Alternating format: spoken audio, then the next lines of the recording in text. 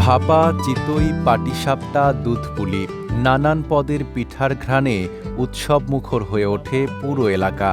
বরেন্দ্র কৃষি উদ্যোগের আয়োজনে অনুষ্ঠিত হয় এই পিঠা উৎসব।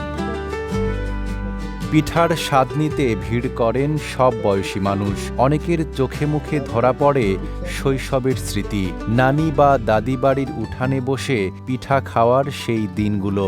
আইসা দেখছি যে হারা যখন ছোট ছিল তখন নানির বাড়িতে যাইতুম, দাদির বাড়িতে যাইতুম, ওই যে চুলার গুড়িতে বসে মেলা রকম পিঠে আর মেলা খাওয়ার দাওয়ার করতো, আর ওই গরম গরম তুলতুম আর খাইতুম।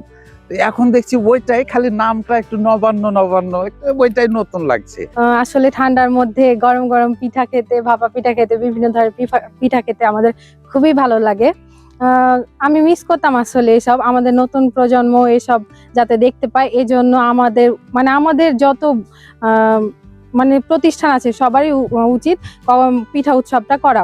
আখার পাহাড়ে বসে গরম গরম ধুপি খাচ্ছি, পুলি খাচ্ছি, ক্ষীর খাচ্ছি, আন্ডাসা খাচ্ছি। এই যে একটা যে আনন্দ উৎসব, এটা কিন্তু আমাকে ঘুরিয়ে আনতে হবে, কারণ আমরা বাঙালি।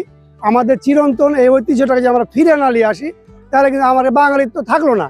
যে কারণে আপনাদের সবার কাছে অনুরোধ থাকবে, প্রশাসনের কাছে অনুরোধ থাকবে, রাষ্ট্রীয়ভাবে যেন এই উৎসবগুলোকে উদযাপন করা হয়। RICL TMX, যুগের পর যুগ স্থাপনা থাকে মজবুত। চাঁপাইনবাবগঞ্জের সদর উপজেলার ঝিলিম ইউনিয়নের দক্ষিণ শহরে অনুষ্ঠিত এই পিঠা উৎসবের আয়োজকরা বলছেন, শহুরে জীবনে হারিয়ে যেতে বসা পিঠাপুলির ঐতিহ্য নতুন প্রজন্মের কাছে পরিচিত করতেই এই আয়োজন।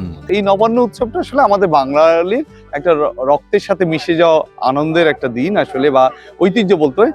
সেটা আমরা আগামী দিনে এগিয়ে যাব বা আমাদের মতো অনেকে করবেন, তাহলে আমরা পরবর্তী প্রজন্মকে আমাদের এই ঐতিহ্যটা তুলে ধরতে পারবো এবং তারাও ওন করবে আর কি। এই জন্যই নবান্ন উৎসব করা। আমাদের ঐতিহ্য সেটা যেমন লালন করব, ধারণ করব, একই সাথে আমরা কৃষির যে বাণিজ্যিক কৃষি এবং নিরাপদ এবং পুষ্টিকর খাদ্য উৎপাদনের যে তাগিদ, সেটা আমরা আমাদের বাস্তব মাঠে প্রয়োগ করব।